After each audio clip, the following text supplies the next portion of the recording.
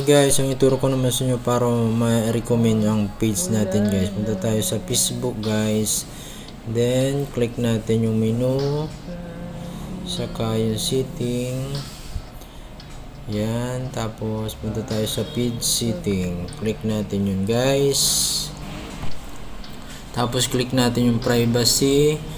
And, hanapin natin yung allow your page to be recommended. Tapos, i-on natin yun guys. Dapat naka-on yan guys. Choose whether your page is recommended to others. We may suggest your page to people when they visit other page similar to your. In turn will choose similar page on your page. Dapat naka-on yan guys para ma-recommend ni Facebook yung page natin para madaling makita yung mga ina-upload natin video guys.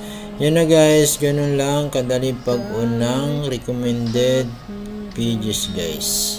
Thank you so much guys.